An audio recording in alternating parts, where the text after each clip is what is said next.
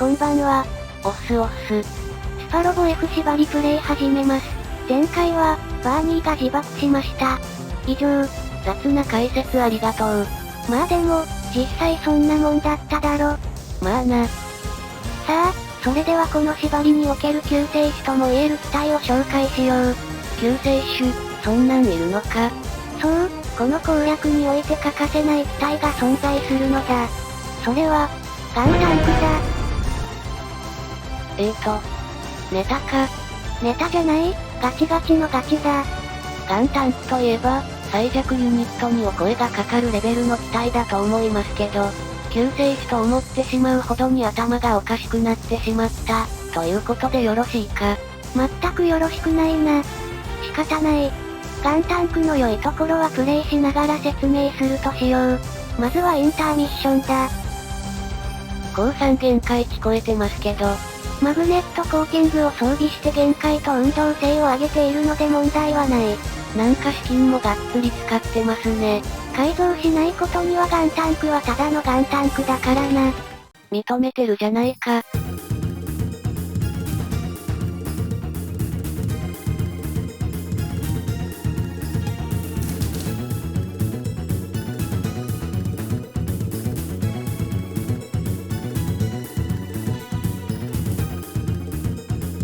前方の役に立たなさ具合よ。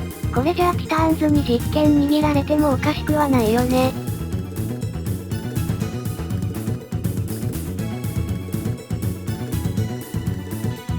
あのおっちゃんが孫の顔見せろと言ってくるのか。ジョナサン・カザハラさんはまだ設定されていません。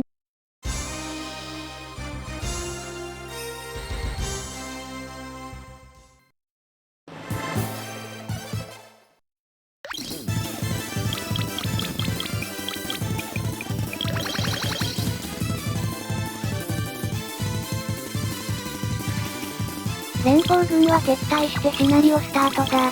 まあいられても邪魔ですからね。さて、それじゃあガンタンクの強さについて、解説をしよう。納得のいくご説明を。まず、この縛りにおけるモビルスーツの弱さは何だと思う？オールドタイプゆえに当てられない避けられない威力が出ない。さらには脆いので1発食らうと致命傷ということだ。そうだな。普通にプレイして、アムロとか受動とかを使っていると、そもそも避けてくれるので気にならないんだが、この縛りではそうもいかない。じゃあどうすればいいの？答えは簡単。射程距離外から攻撃すればいいんです。これなら反撃を食らわないので、安全に攻撃ができる。まあ、言いたいことはわかる。でも、そうは言ってもガンタンクだぞ。ここで、なぜガンタンクを選んだのか、ということが出てくるのだ。スーパーロボット対戦というゲームは、機体や武器ごとに改造のランクが割り振られているのを知っているか？簡単に言うと、強い機体ほど資金が多くかかってあまり強化されない、弱い機体ほど資金が安く、上がり幅が大きい。スパロボインパクトなんかで見られるやつですね。結果的に弱い機体の方が強くなってしまうという。そうそれだ。このスパロボ F では機体ごとの差異がほとんどないんだが、なぜかガンタンクの 120mm キャノン砲はその対象でな。改造にかかる資金が安いくせに、攻撃力がしっかり上がるのだ。そしてこれが一番大事なことだ。スパロボ F における、序盤の敵はほとんどがポセイダル軍。奴らはビームコートを持っているので、下手にビーム兵器で攻撃してもダメージが減らされてしまう。そんな時にガンタンク、キャノン砲でビームコートなんて関係ない。つまり、きちんとした火力が出せるのだ。これにより、前線をダバなどのヘビーメタルで支え、後ろからモビルスーツが援護するという形を取ることができるようになるのだ。完璧な作戦だ。言いたいことは分かった気はするし、なんとなく効果もありそうなのは分かった。で、攻撃、当たるのか？ガンタンクの運動性、マジンガー Z 並みだぞ。改造して強化パーツで盛りまくる。なんとかなる技だと信じる。あとは、思考回数でゴリ押しだ。敵は反撃ができない。いくらでも回数はあるさ。理論がむちゃくちゃになってきたぞ。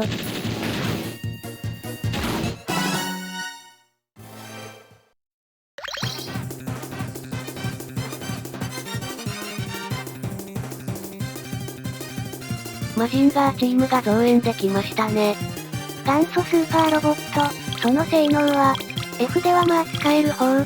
完結編では他のスーパー系同様、宇宙適正 B なので、まあお察しで、スーパー系、辛い。とはいえスーパー系使って一手しちゃうとね、F ではやっぱり強いし、一部十分強いのとかもいるしね。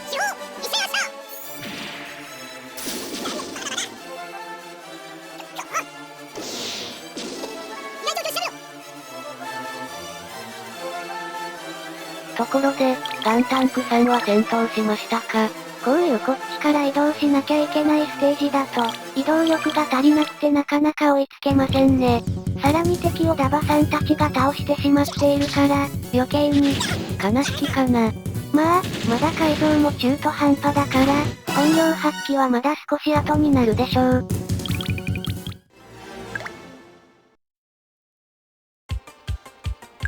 さあとうとうガンタンクの出番だぞ。ぐらい相手に 100% ならないのか。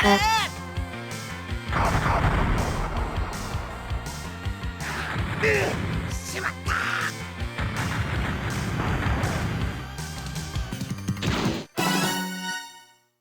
た。なんかついでに熱血を覚えたぜ。当てられないけどな。運動性を頑張って強化するしかないですね。さあ雑魚を全滅させたので、残るはマクトミンのアトール5だけだぞ。あれ、あそこ森に入ってないか。どうだろう、入ってないと祈るしかないな。とどめ。避難状況知らせ。ギリギリ入ってなさそうか。入られてたら地形適正で硬くなるし当たらなくなるから相当厳しくなるな。アトール5だけ、なぜかパワーランチャーが弾数制なんだよな。バスラン打ってエネルギー減らしても反撃できるから面倒ですね。変なところに当たるな。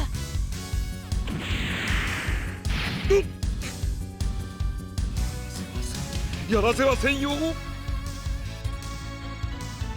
あ、どこを狙ってほしいかね。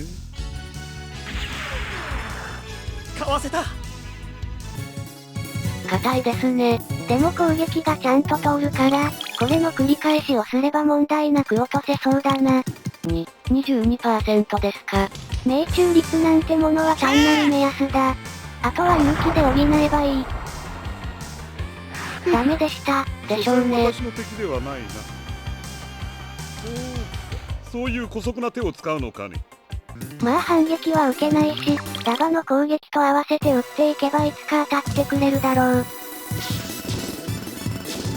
バスラン撃ってきたな。わざと2体置いたからな。エネルギー減らしてビームコートを出さなくさせる作戦を取ろうとしたんだが、パワーランチャーでエネルギー使ってくれないからそれもやりづらいな。面倒ですね。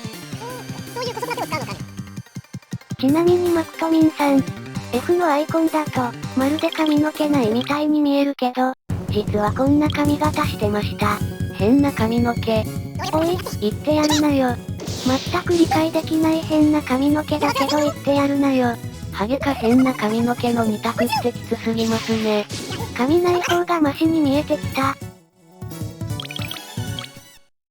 アトールもだいぶ減ってきたな。あまりに変わり映えしない絵面だったな。こ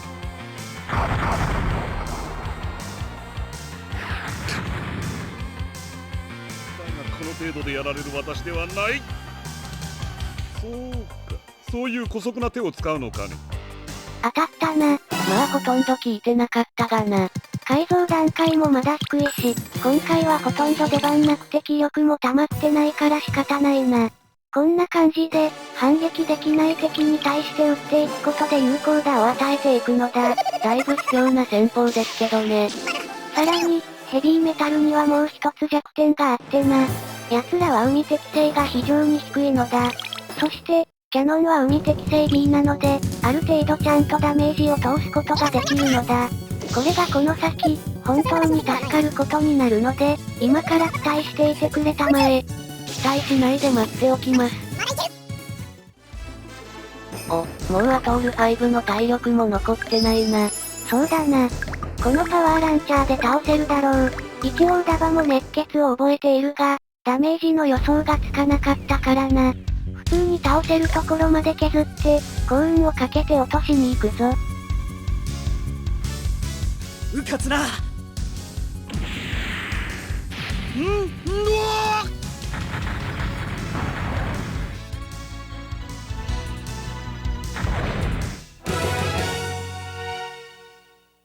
こやつらって言ってもほとんど戦闘したのダバだけだがな。それを言ってはいけない。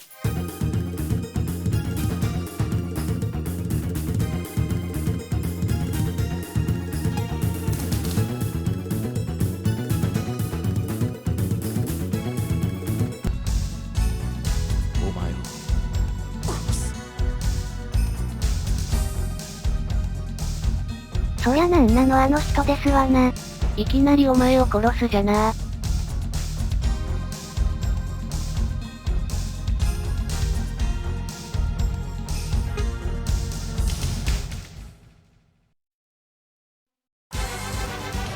ということでクリアです。ガンタンクを救世主とか言い出した時はついに頭おかしくなったかと思いました。私は正常です。というわけで、ここまで、ご視聴ありがとうございました。